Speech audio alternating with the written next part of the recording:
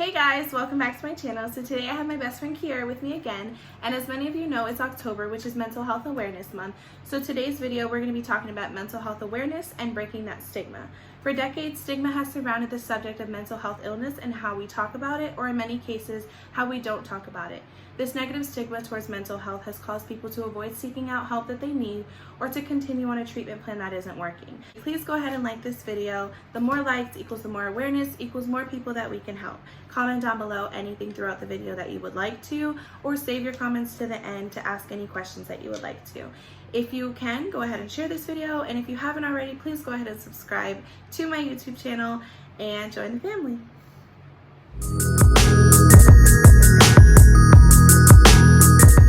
So I brought Kiera back on my channel because she actually works in the mental health profession. Is it profession? Yeah. Okay. And she's a mental health tech, so she's just going to be sharing some of her personal experience along with some of her professional experience as well. Okay.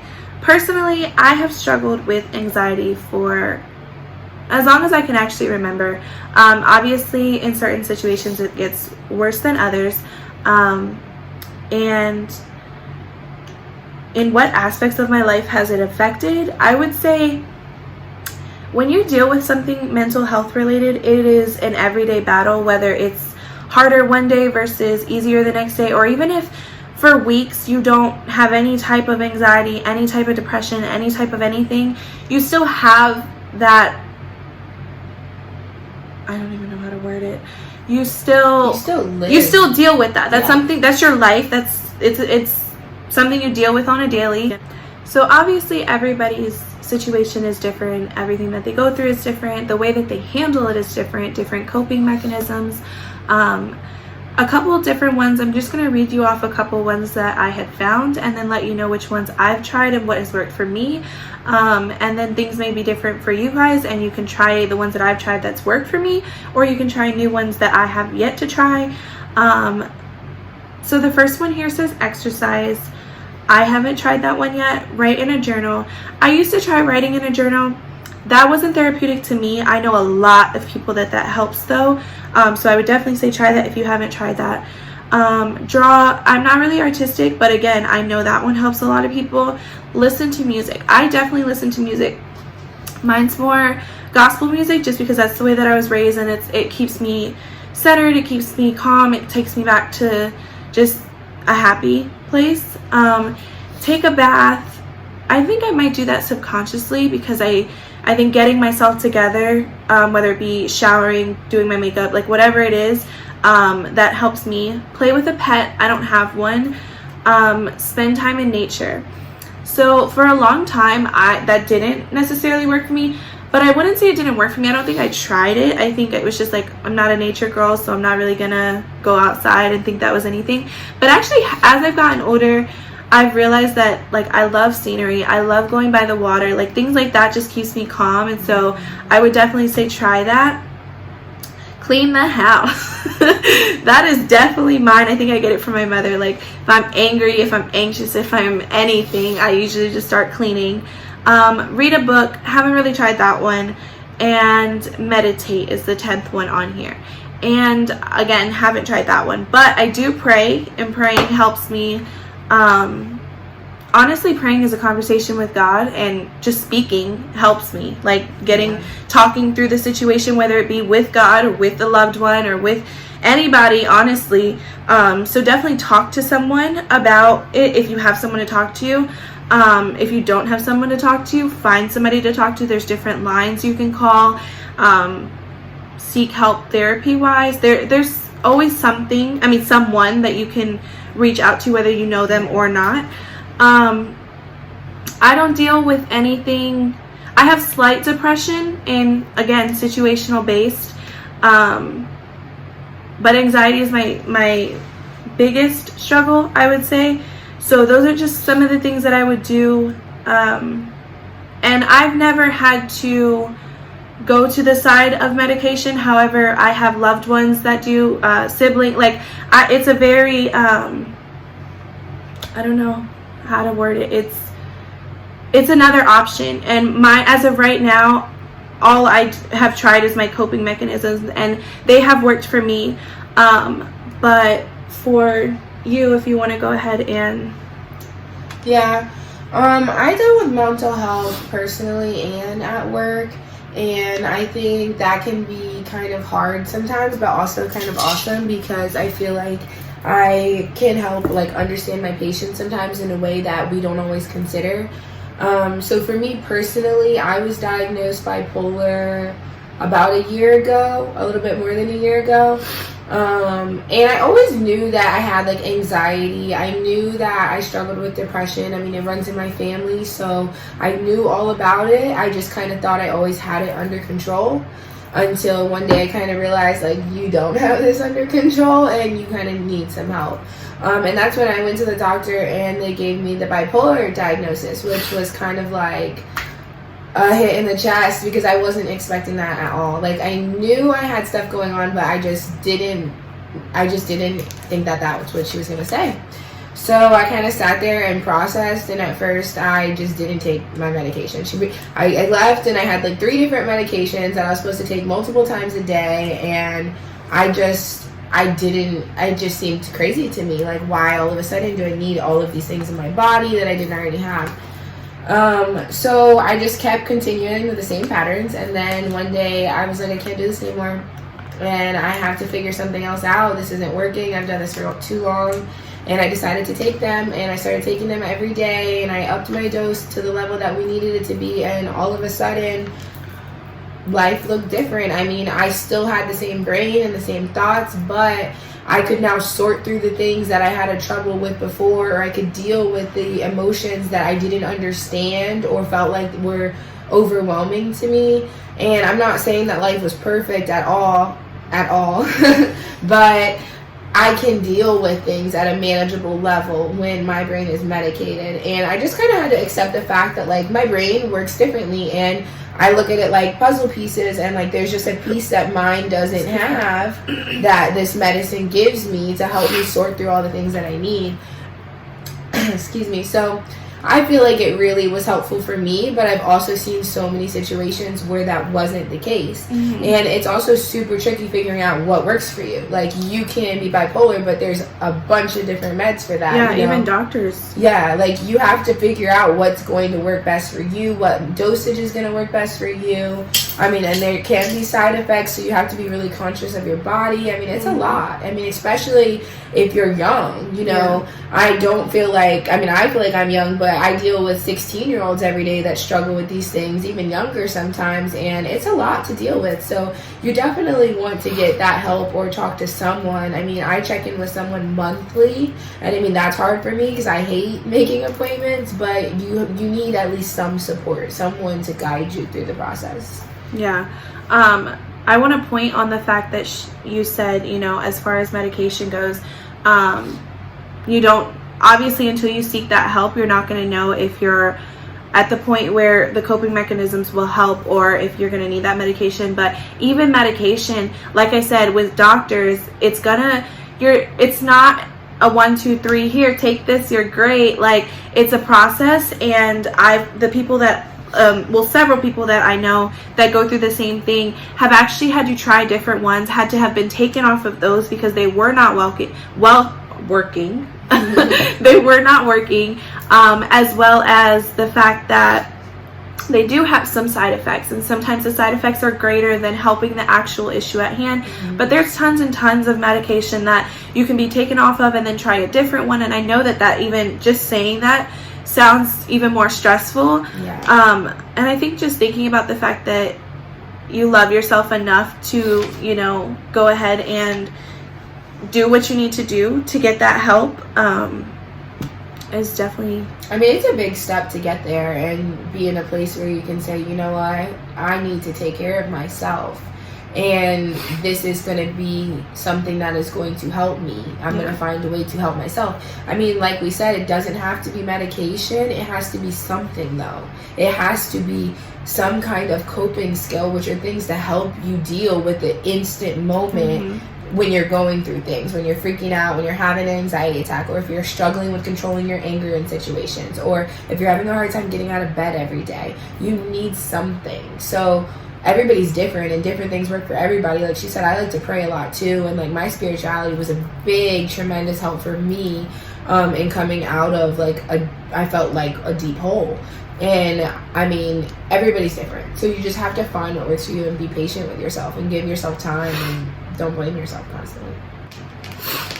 So aside from us dealing with these things personally in our lives, when you have a loved one in your life that's going through it as well, just like as far as her and I, we go through separate things, although we both are going through something. Even us being together can help that. Other family members that are going through something, if theirs are greater than ours, smaller than ours, honestly, what I've found is that everybody's struggle is different, and everybody needs something different to get through that struggle. Just like you were saying, I just feel like it's really important to think about how everyone truly is different, and their time frame of dealing with mental health might be different. Like you might deal with it every single day like I do, or you might only deal with it 3 days out of the year. But in that time, it's important to take care of yourself. And like I said, do what works for you. If going to therapy is what works for you and you have to do that only 3 months out of the year, then do that. Going to the doctor should be the same, whether it's for a broken arm or whether it's for a mental illness. You know, you have to take care of yourself when these things hit. So I just think that was deep. No, for real. Like I don't think that people break it down like that. And like just that sentence alone, if you break something, you're going to the doctor. If you if you're hurt or if you need something checked on, you go to the doctor. But why is it that when our brain is hurt or there's something that needs to be addressed, we're hesitant to go? Or we feel like there's a way, or you said a stigma earlier, like there's so many people I know, they're like, I'm not going to therapy, I don't need to go to a doctor, there ain't nothing wrong with me, I'm not crazy. And I'm not even gonna lie, I used to be one of those people. I used to be like, nah, therapy's not for me. And honestly, if I'm being 100% transparent, I still have yet to go, and I do feel like I really need to go, and I'm not. And going back to the excuse me, mine isn't every single day. I was just telling her early on that I was so good, and not that it's a bad thing to get back into it, it's just that I forgot for a quick second. Like I got excited that like I hadn't gone through something in a little while, and then when I do, it's just like you feel like you've relapsed. Like you messed up, or you did something, like you were on the right track, and then something happened and you can't bounce back. Like you can't. I didn't wake up the next morning like, all right, I'm good now, like everything is fine. So I just feel like, just like you said, it is important to take care of yourself, no matter. Like I said, I haven't had something going on in a couple weeks. This past week, it's been hard, and I just had to realize that it's going to come, and when it comes, I need to try those coping mechanisms. I need to go through my steps and see which ones work for me. And I mean, I'm getting through it. But I wanted to actually, did you have anything else you wanted to mention on the coping mechanisms or anything about your personal struggle? We're obviously not saying meds. If you don't feel that you're at that level quite yet, or if you don't feel you'll ever be at that level, perfectly fine. Do your coping mechanisms. If you feel at that level, again, perfectly fine. If that's what you need to help you, then that's what you need to help you. I feel like just with like my personal struggle, like dealing with, you know, like I said, mental health is hereditary, which not a lot of people know, but dealing with it being in my family and like knowing that it was always kind of a thing that most of the individuals in my family struggled with, and knowing what it looked like, it kind of made me like know like maybe it's happening, but want to be like strong enough to conquer the world anyway. And I think for the longest I too was very hesitant about going to the doctor. Like I can't tell you how many missed appointments I had, and I still have to drag myself there because it's just, I mean, it's not like a feeling of defeat sometimes, but it's a feeling like we always want to do everything ourselves. We don't want anyone else to have to take care of us. Yeah. So I think it's really getting over that hump or that stigma of like what going to the doctor means and what it's supposed to look like, and also finding the right doctor. Not every doctor is going to work for you. Yeah. Like, seriously, having the right doctor makes a big difference, because if you don't feel comfortable or you don't feel like you're being listened to or heard, you're not going to get the help you You're not need. going to go. You're not going to continue. You're not going to want to keep finding, you know what I mean? Like, sometimes it's a step back. You're not going to want to have to go through therapist after therapist to find it, but trust me, when you find the right person to talk to, it really is therapeutic. And what was I going to say? You had mentions, about the family and what it looks like. And some people don't realize that if it's not, yes, it might be hereditary, but your immediate family might not be going through it. And if you aren't, like, if you don't know how to recognize that something is going on with you, if you even feel like something is going on with you, it's worth getting checked out. And some, individuals in my family have gone through things, and that actually did not make me necessarily recognize it, in a sense, because my struggles are not the same as that next person's struggle. And I was like, well, no, they do this, this, and this, and they go through this, this, and this, and they've taken medicine or X, Y, and Z. And I'm like, I don't personally feel like I have what they have, go through what they go through. And so in my head, for a very long time, nothing was wrong with me. Like, nothing, I mean, not to say something's wrong with you, but you know what I mean? Like, I never thought I had an issue that needed to be addressed. And I mean, I think that what you just said there, though, that nothing was wrong with me, but not that anything's wrong with me. You said I didn't think I had an issue I needed to be addressed. It's not an issue. That is the problem. It's our brains work differently. Every single person on this earth's brain works differently. And you're trying to figure out how to make the best of your brain. So it's not that you had an issue, because that's why you couldn't address it. That's why you couldn't feel like something was wrong with you, because nothing is wrong with you. It's just that you're trying to work your brain to understand all of the parts of this world. So I feel like that's where we talk about how medication works differently for different people, or coping skills work differently for different people, because everybody's brain is different. That is not a negative thing. That's not an issue. That's a gift. That is like a blessing. Like, you can do things that nobody else in this world can do, that I could never do. And like, I know my brain works so much differently than other people's all the time. Like, I know my brain's different. And like, if it wasn't, I wouldn't be able to be who I was. Yeah, and I think just for the longest time, my brain was in comparison mode. And I was just like, I just didn't get it. And still to this day, I'm still trying to figure some things out. Every day, like, we do not have it figured out. Exactly. And I don't go out trying to pretend I have it figured out. But yeah, for the longest time, I think I was just comparing the people that I knew that were going through things that were obviously a little bit more serious than mine, in the sense of they were on medication, and I was just like, do I need to go talk to somebody? Do I need to do X, Y, and Z? So like she said, everybody's brain is different. And excuse me, I was like coughing and drinking at the same time. But to sum that all up, right? I feel like we addressed everything we intended on addressing. However, I do feel like it was a little scatterbrained, but it was real. But exactly, our brain doesn't we go. didn't cry though, so that's a good thing. I'd like to here. Can you open this? Oh yeah. I'd actually like to end this video with a poem.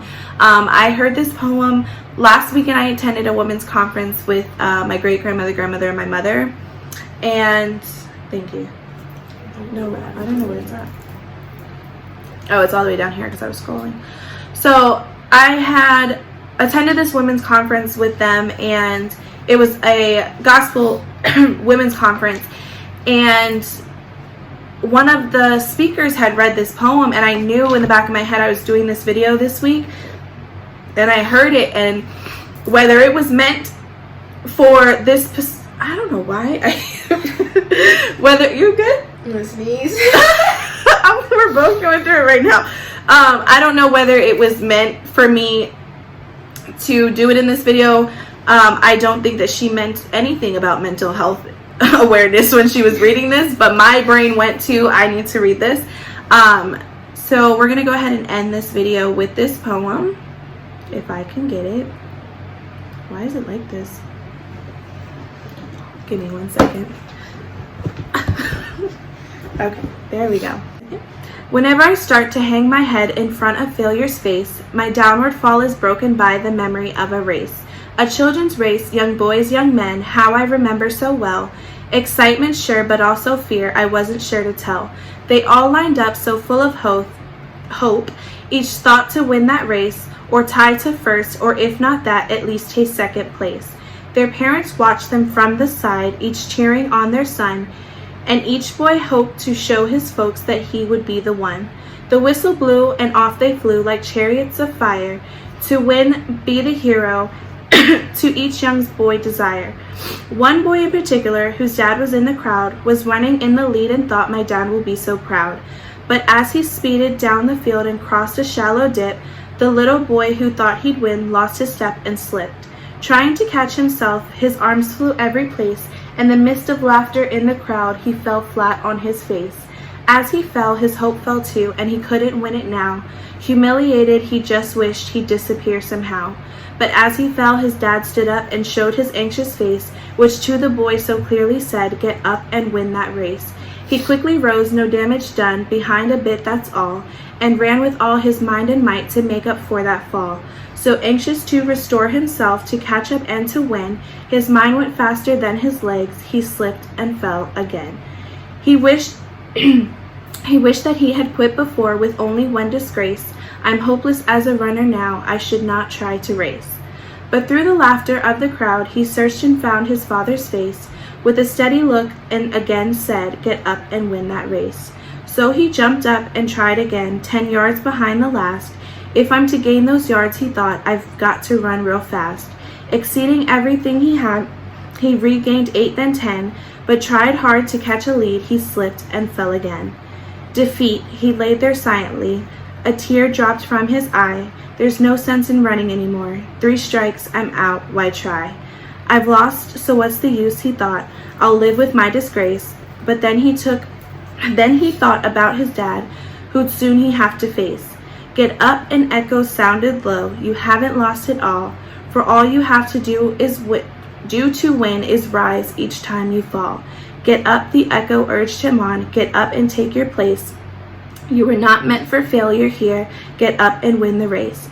So he rose up to run once more, refusing to forfeit, and he resolved that win or lose, at least he wouldn't quit. So far behind the others now, the most he'd ever been, still he gave it all he had and ran like he could win.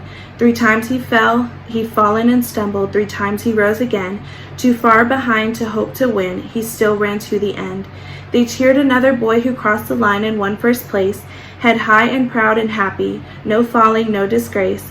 But when the fallen youngster crossed the line in that place, the crowd gave him a greater cheer for finishing that race. And even though he came in last, with head bowed low, unproud, you would have thought he won the race if you listened to the crowd. And to his dad he sadly said, I didn't do so well. To me you won, his father said. You rose each time you fell. And so from that I took that, and if today all you did was hold yourself together, that I am proud of you. So that was the poem. So basically, you're gonna fall, you're gonna fall, you're gonna fall, and as long as you get back up, you're like, yes, as long as you get back up, you've won, you're not alone. We're gonna go ahead and attach some phone numbers at the end of this video.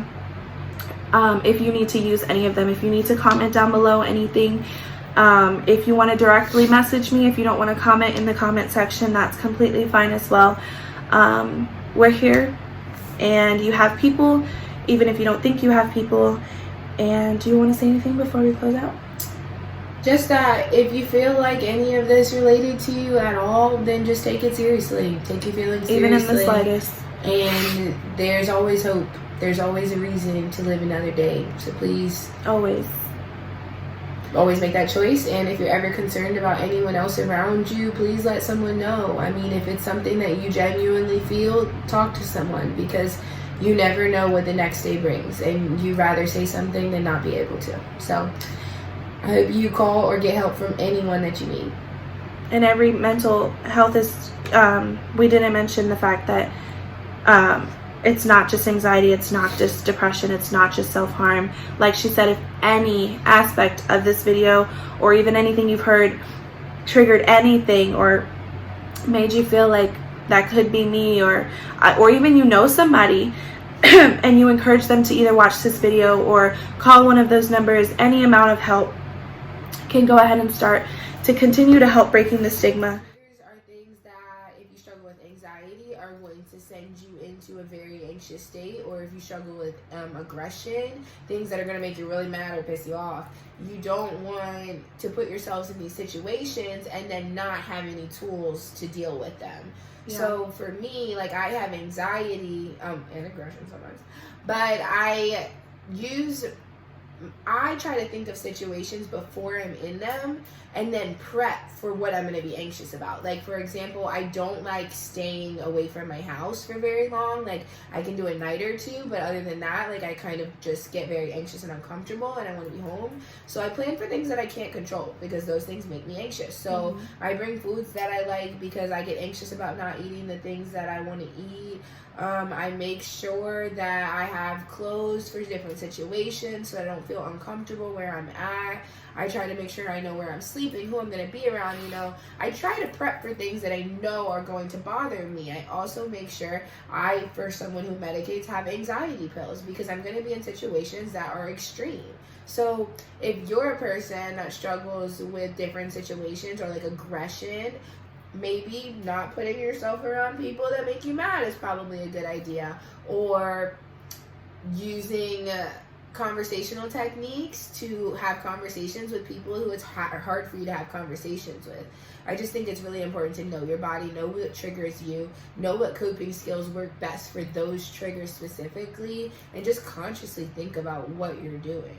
And it's going to be a learning process, just like we've said already. You're not going to know the second you realize that you're dealing with anxiety or, you know, aggression. You're not going to be like, you can sit down and evaluate certain situations that you've realized have put you more into like triggering those things.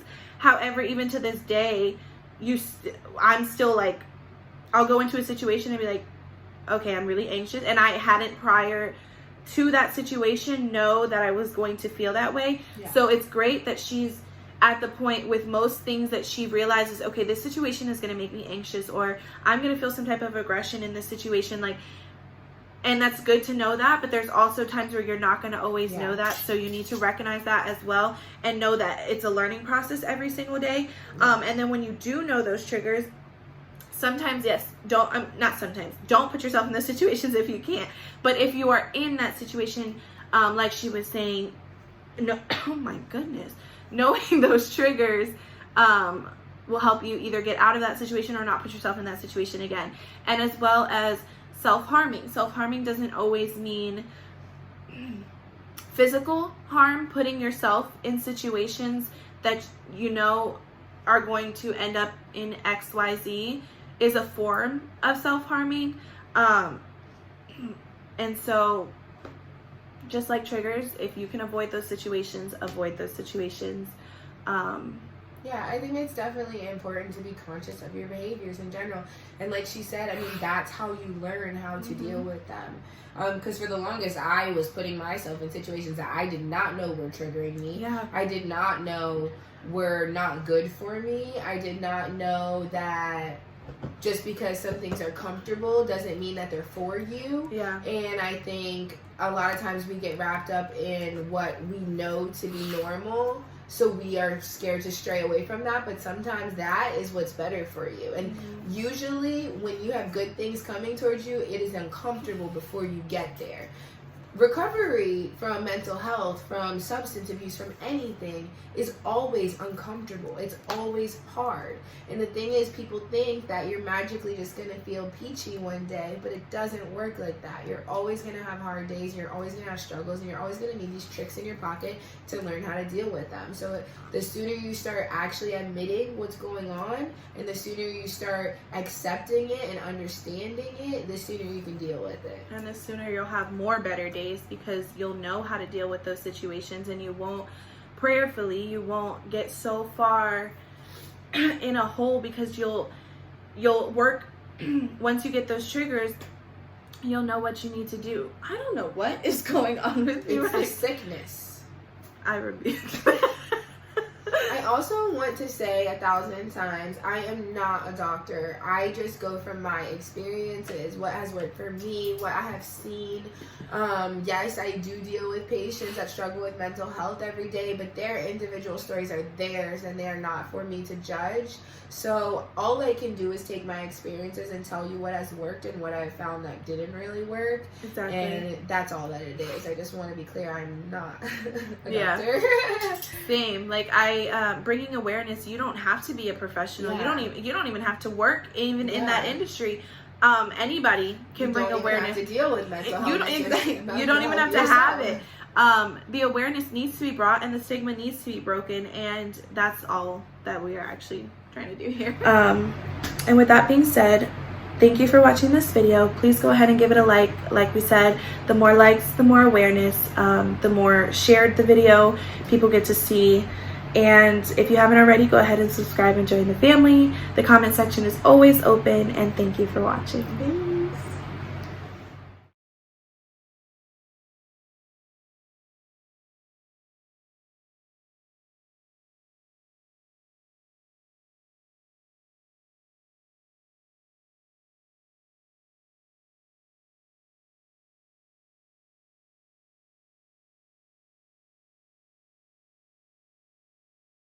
Peace.